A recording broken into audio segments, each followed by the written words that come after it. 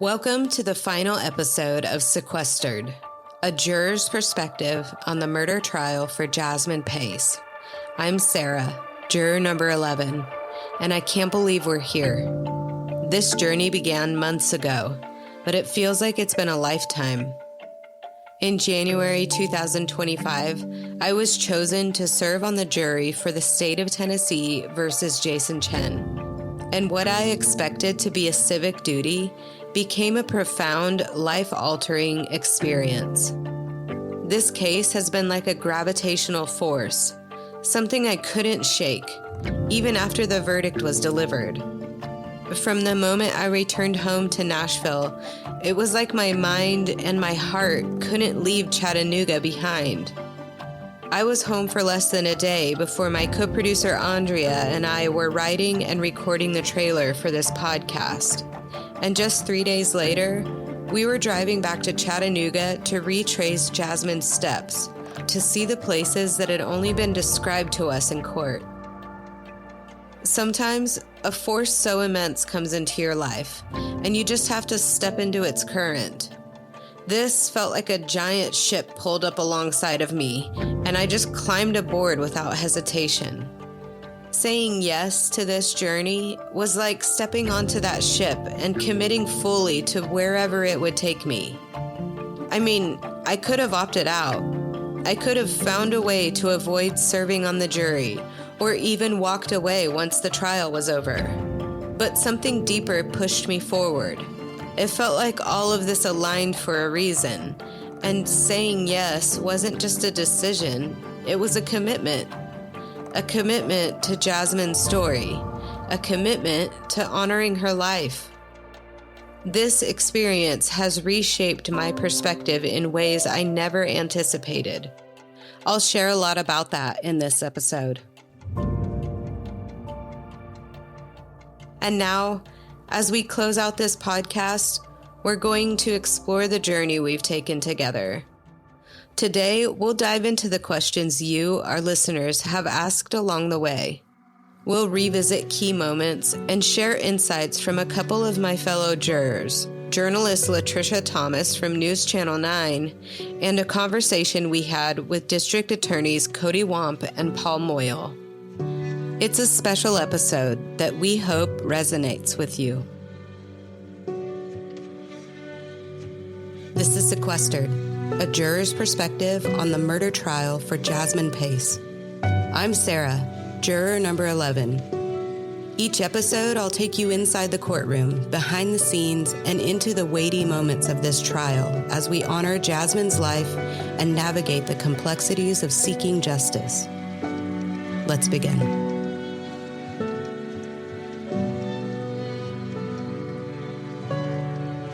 This is episode 10, After the Verdict.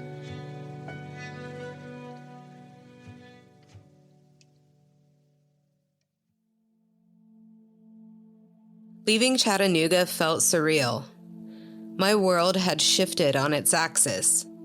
I had spent 9 days so deeply entrenched in the details of Jasmine's death and life, and then suddenly it was over. The case was finished, but nothing felt resolved. I returned home, but life didn't snap back to normal. Everything had changed. Instead of unwinding, I felt compelled to throw myself into this project almost immediately. There was this urgency, like if we didn't start piecing everything together now, the details would slip away forever. I'd been journaling in my hotel room during the trial, trying to capture everything I could, but most of my notes were kept in a notebook that I was required to leave at the courthouse. I took a lot of notes throughout the trial, pages and pages of details, timelines, testimonies. I had no idea those notebooks would be collected and locked away as soon as the trial ended. That was a huge loss for me. But thankfully, the trial had been live streamed, and even more thankfully, I had people back home in Nashville watching it in real time, every single day. One of those people was Andrea, my co-producer. When I told her I was going to be on a sequestered jury, she was immediately hooked on the case, and ended up watching the entire trial online as it was happening each day, taking all of her own notes along the way. The realization that this might become a podcast hit me like a lightning bolt on day 4 of the trial in the evening. I was sitting in my hotel room, working on this ridiculous miniature house of a greenhouse garden, a Christmas gift I'd received years ago. It's this delicate model building project with thousands of pieces, tiny plants, paper rugs, doll-sized furniture. Think building a model plane or assembling a ship in a bottle. Something that would take hundreds of hours of solitude to complete. Perfect for a 10 to 14 day sequestration, right? I was deep into assembling some little detail when it happened. My hands stopped, the tiny paper rug between my fingers fell to the table, and I heard myself say out loud, "Oh my God, we have to do a podcast about this." It felt like a switch flipped, like my brain had suddenly connected all the pieces I'd been holding. I shot up, grabbed a notebook, and wrote down the words, "Sequestered, a podcast from a juror's perspective." It wasn't until after listening to DA Wamp's closing statement that the title became what it is, a juror's perspective on the murder trial for Jasmine Pace. This wasn't just about processing what had happened, to me, to Jasmine, to her family, to the community. It was about honoring her story, about refusing to let her name fade away. As we drove back to Chattanooga to visit the sites from the trial, we saw them through fresh eyes. We stopped at each of the places mentioned: 110 Tremont Street, 900 Mountain Creek Road, Walmart and Walgreens, and of course, Suck Creek Road. Standing in each place, we tried to absorb the atmosphere and tried to understand the perspective of Jasmine's story that each space held. The trailer for this podcast had practically spilled out of us. We had so much to talk about, me experiencing it from the inside and Andrea watching it from the outside. We both had 2 entirely different perspectives of this case. The 2-hour drive back to Nashville became a brainstorm session. We mapped out episodes, sketched ideas, and decided how we wanted to tell this story. We had this grandiose plan of writing and recording all the episodes in quick succession, releasing them while the trial was still fresh on everyone's mind. But we quickly realized how much effort each episode not only demanded, but deserved. And what started as a seemingly simple project turned into something we poured our whole hearts into. Instead of batch recording 10 episodes for quick release, we ended up devoting over 40 hours a week each to researching, writing, editing, producing, blogging, and building a place for Jasmine's story to be shared. It's just the 2 of us, aligned with a deep passion for this case and for ensuring Jasmine's story is known and heard. I have experience in the podcast industry, but I've never done a podcast like this before. This time of sequestration has changed my life, though, and I felt compelled to share my unique perspective of this experience. And now, here we are, the final episode. Nearly 3 months since the day I walked into my first day of jury selection. And I feel like I'm only beginning to understand the weight of it all.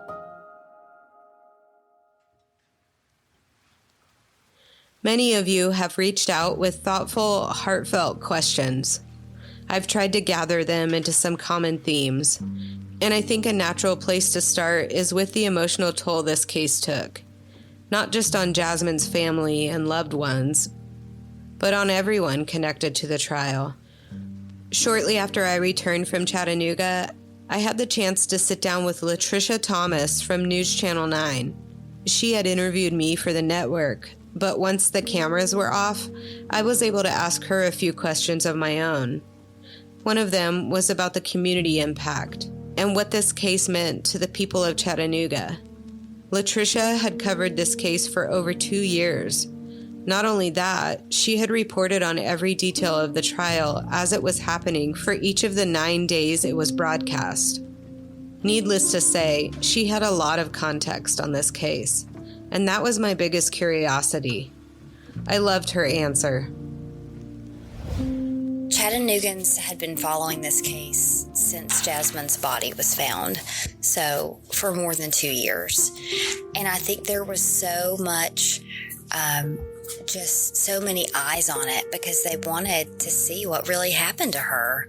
And they wanted to see if the family felt like they got justice in the end, because the family had been so vocal in the beginning, trying to look for her, trying to find her, trying to get, the police to back them up. And so I think that really touched a lot of people's hearts and minds in Chattanooga and wanted to see how it played out. This story captivated Chattanooga because Jasmine was so young. Jasmine had all these friends and family speaking out for her, looking for her, and then just the gruesome way that she died and was found. Thankfully, it doesn't happen often, and to have such a young life end in such a tragic and horrible way, I think everybody wants it to mean something in the end, if at all, it to have a conclusion in a way that you can rest a little easier at night knowing all of those graphic details. There was a conclusion in a story that was just so hard to hear and hard to talk about.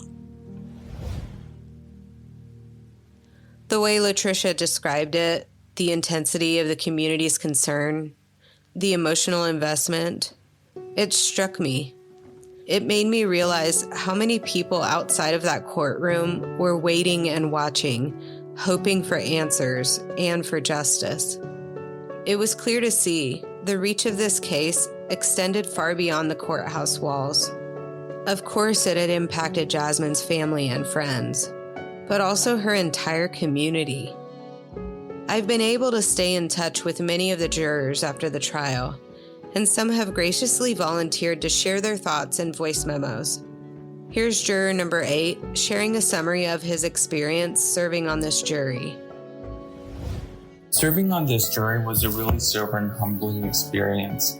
Everyone in the gallery was reliving one of the most traumatic experiences of their lives in excruciating detail, and then everyone not in the gallery was really patient with us as they explained the most elementary concepts of criminal procedure and explained all the details of a case they had been working on for over 2 years for probably the 100th time.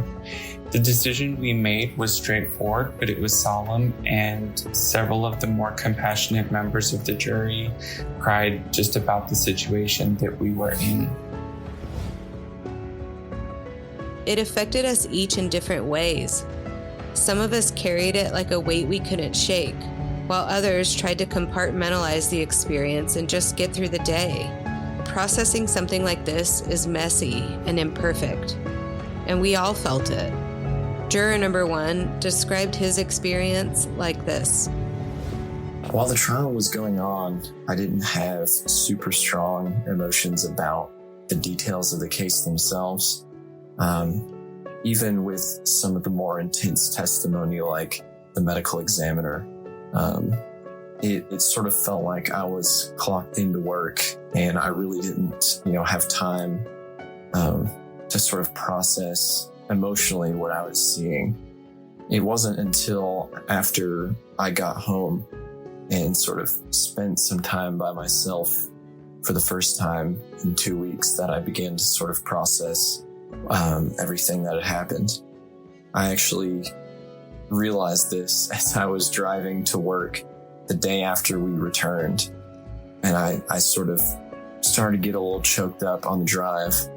And then after getting to work, when the first person asked me how the trial was, I kind of broke down and started to cry.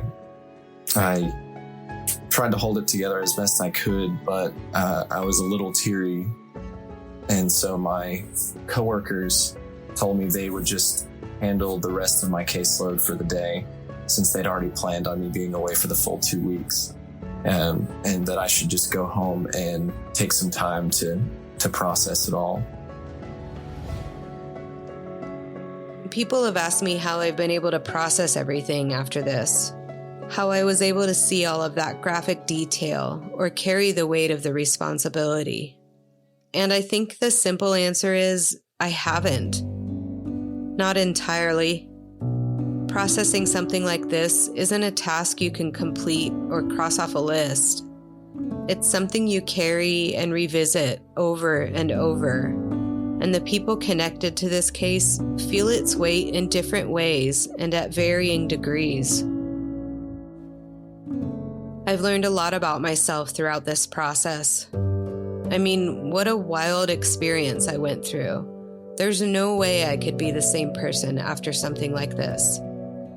And I say all of that knowing that not every juror leaves their civic duty and immediately spends the next 10 weeks making a podcast about the very thing they were just semi-forced to live for 10 days. What surprised me the most throughout the trial was how much I was drawn to the judicial process itself. From the legal formalities to the structure of the proceedings, the purpose behind each witness, and the strategic introduction of every piece of evidence. It's all meticulously crafted. The entire trial is a story being unfolded in real time, with twists and turns and revelations. And in the end, at least in this case, it's the jury who decides how the story concludes. Being a part of that process, holding someone's fate in your hands, was heavy. And I knew, even then, that I couldn't just walk away from it. I had to share about it.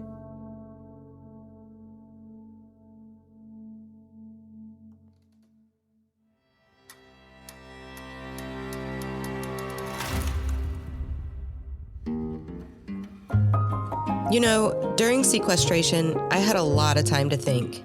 And honestly, I kept wishing I had a speaker so that I could just listen to a great book. That's why I love audiobooks. Whether I'm driving, walking the dogs, or traveling, I can just press play and get lost in an amazing story anytime and anywhere. One of my all-time favorites is New York by Edward Rutherford. This epic historical novel spans over 400 years, following generations of families through the city's most pivotal moments, from its Dutch settlement days and all the way to 9/11. It was one of the first audiobooks I had ever listened to. It felt like the narrator was reading the story just for me. I was completely hooked. Here's some good news. You can listen to New York or any other book for free. Audible is giving Sequestered listeners a free audiobook with a 30-day trial. Just go to audibletrial.com/sequestered. That's one free book, yours to keep forever. So find something you love and get listening. Go to audibletrial.com/sequestered.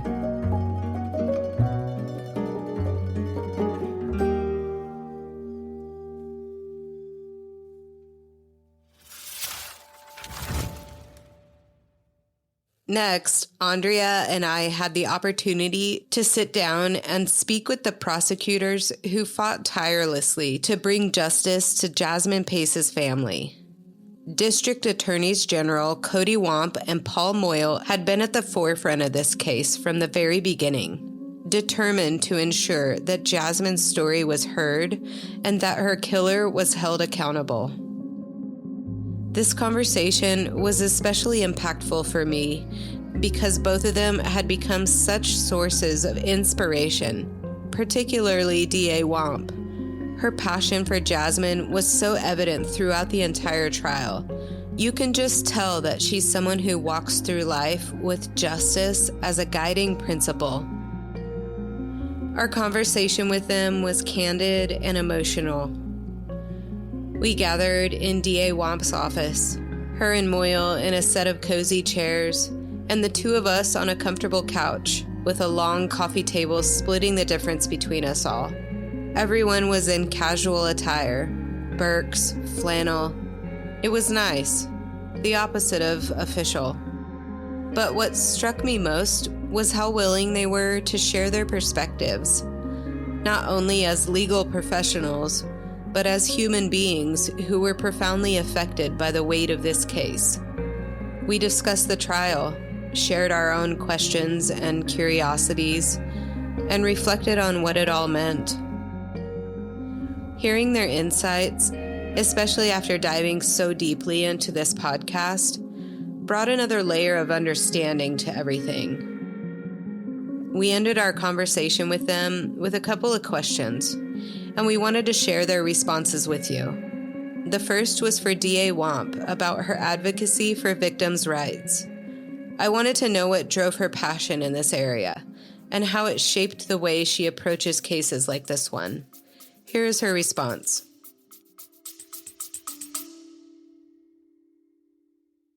Hey there, I'm Bellamy Young. I'm an actor and a producer. I've been working with the global humanitarian organization CARE, and I am so excited to invite you along for my new podcast, She Leads with CARE. Each week, you'll meet some incredible women who have changed their lives and their communities. We raise our voices for people who don't raise their voices to defend themselves. Listen to She Leads with CARE now on your favorite podcast platform. New episodes every Tuesday.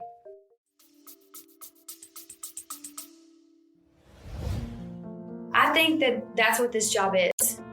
This office, any prosecutor's office, should be victim focused, or why are we all here?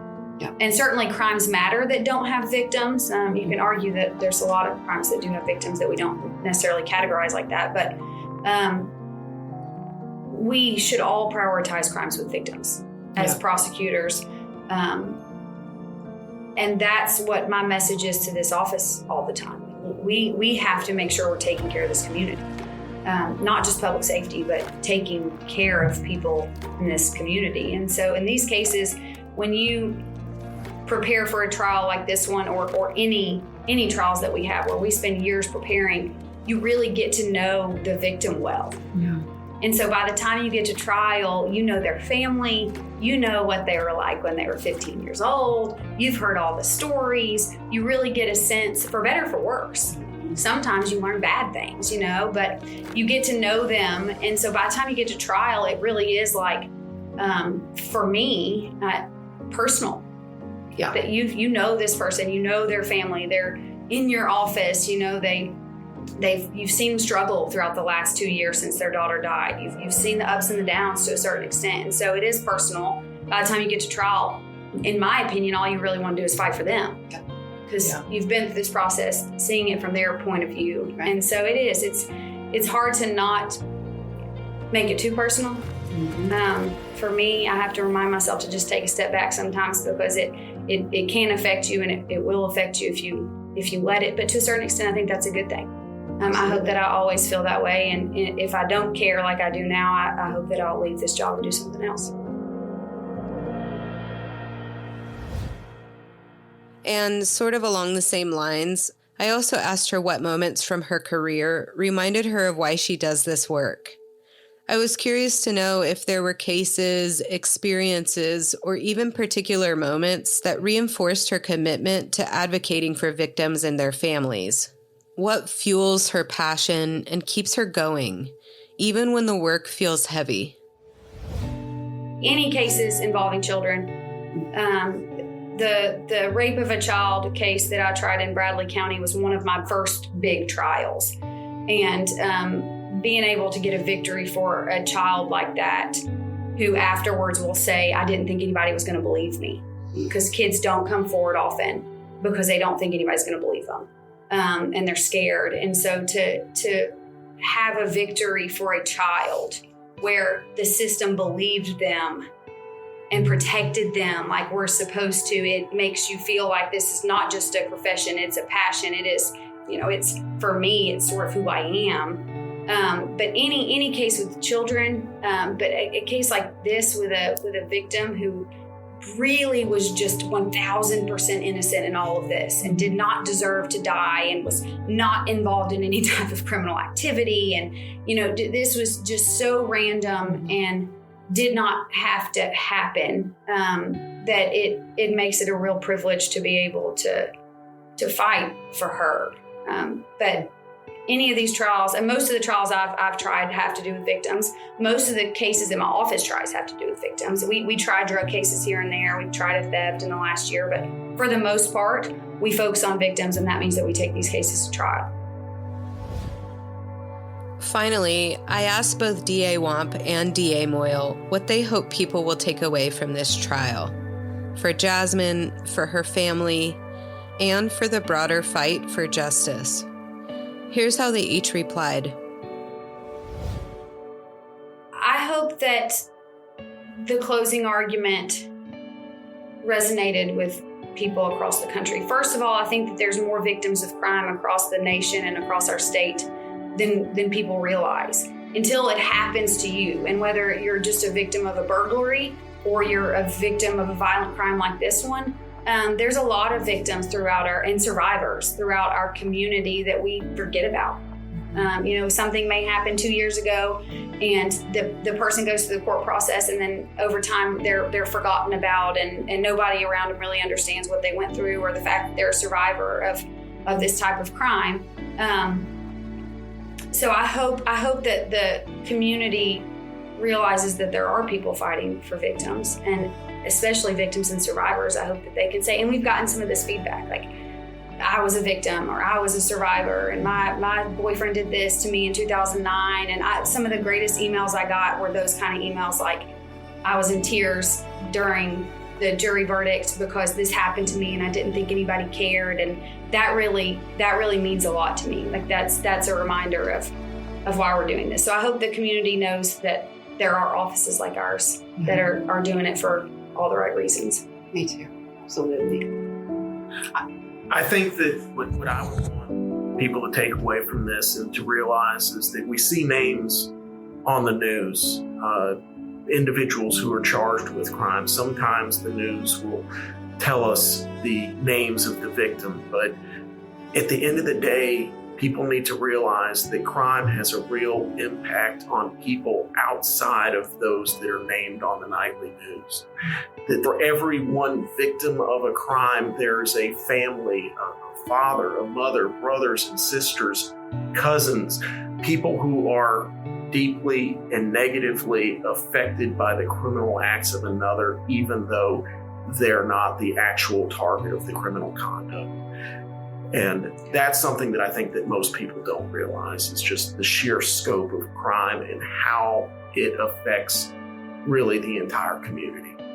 I think such an example of that from this trial, when it was a little bit early on to really hit home for the jury because Katrina was our first witness, but how identical she looks to her daughter. So much. Always, and I mean, always stood out to me as like, oh my gosh, she is up there on the witness stand. She looks exactly like her daughter. We're going to show her driver's license so that you can see. But they are real people. And they have moms that sometimes look just like them that are willing to testify on their behalf. And so, I mean, what a moment. Y'all didn't know as much about the case at that point in time because she was our first witness. But looking back, I mean, his mother looks exactly like her daughter who's this has happened to. And I thought that, I mean, honestly, I think it's a sweet moment for me to see her on the stand. And what a mom, what a mom. Katrina Bean is the mom that we all aspire to be. And so I thought that was a sweet moment. And I think also one other thing is that I know that a lot of times that we focus on the negatives with people that work in the public sector and government. But there are dedicated professionals out there like General Wamp who believe in the rule of law, who believe in seeking justice for those who no longer have a voice. And people don't need to forget that every day across this country, across this state, there are people who are fighting for victims. And General Wamp is one of those people. I gotta tell y'all, if I was in Katrina Bean's spot, you guys are who I would want fighting for me, truly. Absolutely. Thank you. Their passion for seeking justice was evident. they didn't just see this as another case on the docket. It was personal for them individually and as a team. And their dedication left an impression on me that I continue to carry. Hearing their words, their resolve, their compassion only deepened my own sense of responsibility. It made me reflect on why I felt so compelled to create this podcast in the first place. To honor Jasmine's story, to make sure her name is remembered, and to acknowledge the tireless work of the people fighting for justice every single day. This journey really has changed me, and as we come to the end of this podcast, I want to share some of the personal reflections and lessons I've taken away from all of this. Throughout this journey, we have heard from so many of you, listeners who have been moved by Jasmine's story, who've followed this case closely, or who've simply had questions about the process. And as I reflect on everything we've shared, I wanted to take some time to answer a few of the questions that have come up the most. Questions that I've been asking myself too. One of the most common questions I've heard is, why did I decide to make this podcast instead of just moving on? And my answer is simple. These stories need to be told. We talk about serial killers and we make them heroes in our society. We talk about what they did to the victim as if that moment defines someone like Jasmine Pace. And that's just simply not the case. I know that cases like this and worse happen across the globe every single day. It's such a tragedy. This one could have passed me by, and I might have started my new year never knowing Jasmine's name or hearing her story. But January 2025 presented me with a very different set of circumstances. I couldn't just go back to my normal life after going through this experience. It has changed me. Another question I've been asked is, what do I hope people take away from this podcast? I think about DA Wamp's closing statement here, specifically when she so passionately delivers the words about how victims matter. Victims matter. Jasmine Pace is not just some girl listed in an autopsy report. She is not the photos that you have seen. Don't minimize her to a name on an indictment. She is a person. She had family that loved her.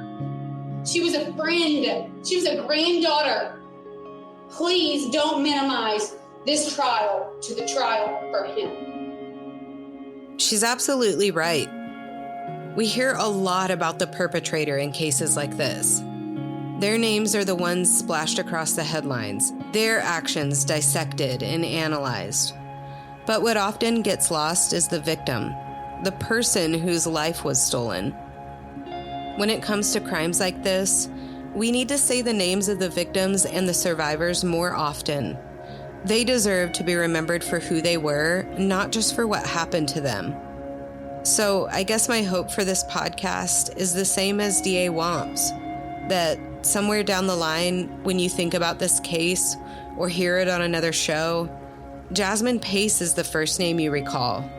That you remember her for who she was as a person, her kindness, her vibrancy, her dreams, and not just the tragedy that ended her life. And then there's the question that feels most personal. Would I ever serve on a jury again after this experience? I've thought a lot about that. It's hard to say yes right away because this experience has been so intense, emotionally and mentally. It's not something I could go through again lightly. Serving on this jury was life-changing, but also incredibly heavy. The weight of the responsibility, knowing that real lives are impacted by the decisions we make, it's daunting. But I also recognize how important it is to have people who are willing to show up, to listen, and to do their best to seek justice. I felt honored to do that with the other 15 people I was called to serve alongside of.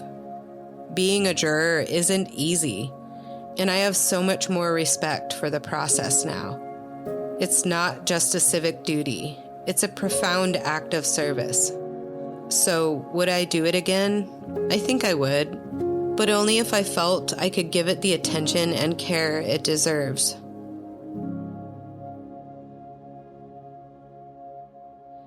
After reflecting on my own experience, I kept coming back to the person who's been with me every step of the way on this podcast, my co-producer, Andrea. She has spent 99% of her time behind the scenes of this podcast, researching, writing, building out the website, and all of the back-end details. She has poured her energy into making sure Jasmine's story was told with care and accuracy. But Andrea's experience has been entirely different from mine. She watched the trial unfold from the outside, piecing together things through live streams and endless research. And then she relived it all again as we built this podcast together. Her perspective is unique, seeing everything from a distance, but still feeling the weight of it all. So I was curious, what has this entire experience been like for her? These are her thoughts. Working on this podcast with Sara has been a wild and emotional journey. From the beginning, our intention with Sequestered was to tell the truth of what happened. I've spent a lot of time asking myself why that felt so important to me. I think it's because we all carry stories inside of us that remain untold, whether out of shame, fear, or simply not wanting the world to know what we've endured. But there's power in speaking the truth and saying, this happened. Jasmine didn't get a chance to walk away from a bad situation. She likely went to Jason's apartment on the night of November 22nd, 2022, seeking comfort after losing her grandmother. Instead, for reasons we may never fully understand, he ended her life in a terrifying way. I've always believed that we are all connected more than we might ever realize. Our work is to let that truth in, to be open to the most unexpected experiences and to partner with them when they arrive. Elizabeth Gilbert says this in her book, Big Magic. Do whatever brings you to life. Then follow your own fascinations, obsessions, and compulsions. Trust them. Create whatever causes a revolution in your heart. I felt compelled to tell Jasmine Pace's story because it could have been my own story or your story. I've lived and breathed the details of this trial for the past 2 months with Sara. I've dreamt about Jasmine. I've even asked her for guidance as we've been writing and planning this podcast. And even though I never met her, the words and the emotions of her family have shown me that she was an exceptionally loving and vibrant human being.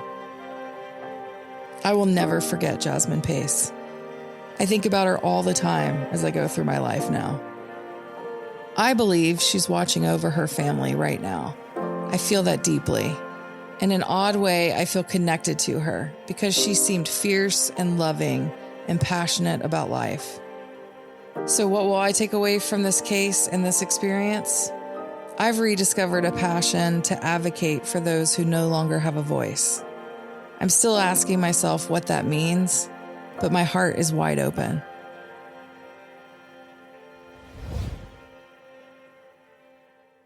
In closing, I guess I just want to say, I think that Jasmine was in need of comfort that night. She had no idea what was coming. And the truth is, none of us did. There's such a finality to what happened. Jasmine will never get to fulfill her dreams. Her family will never get to see her face again, hear her laugh, or watch her move through life's experiences. The loss is so profound, it's hard to put into words. And yet, Jasmine's story isn't over. Not really. Because we remember her. We say her name. We keep her memory alive by honoring who she was, not just how her life ended. Maybe that force we were feeling to make this podcast was Jasmine herself. It's something I've often wondered. As if she's been walking with us, guiding us to share her story in a way that feels true and respectful. I want to believe she's here, still watching over her family, her presence felt in every sunset, her spirit woven into the hearts of everyone who loves her. I really hope so. Before we go, if you or someone you know is experiencing domestic violence or feels unsafe, there is help available. You can contact the National Domestic Violence Hotline at 1-800-799-SAFE, S-A-F-E, or visit thehotline.org for resources, support, and confidential assistance 24/7. A huge thank you to News Channel 9, Local 3 News Chattanooga, and Court TV for your thorough and compassionate coverage throughout this case. Your reporting allowed us to share Jasmine's story in its fullness and accuracy. And to everyone who has listened, asked questions, and supported this effort, thank you. It means more than words can express. To Jasmine's family, if you're listening, I hope we've done her justice. I hope you feel her presence close to you every day.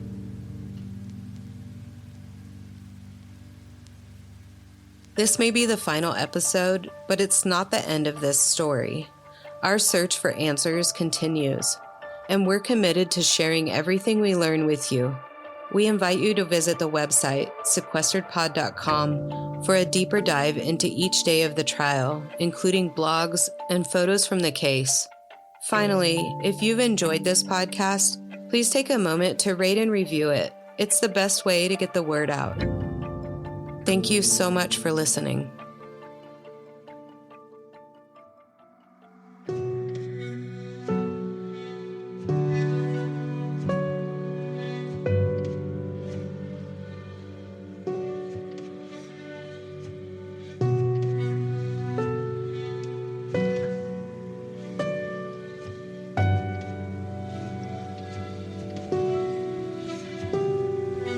Thank you for listening to Sequestered, a juror's perspective on the murder trial for Jasmine Pace. Each episode brings us closer to understanding the trial, the people involved, and the weight of seeking justice. If this story speaks to you, please follow, share, and continue the conversation with us. Jasmine's story deserves to be remembered. This is a BP production. The show is written, edited, and produced by me, Sarah Reed, with co-production by Andrea Clyde. News clips featured in this episode were sourced from WTVC News Channel 9, Local 3 News Chattanooga, and the Law and Crime Network. Music and sound design are curated to reflect the gravity and sensitivity of this story, and with the intent to honor Jasmine, her family, and the community affected by her death. For more information or to connect with us, visit SequesteredPod.com or follow us on Instagram at SequesteredPod. Thank you for listening. Until next time, stay curious and stay safe.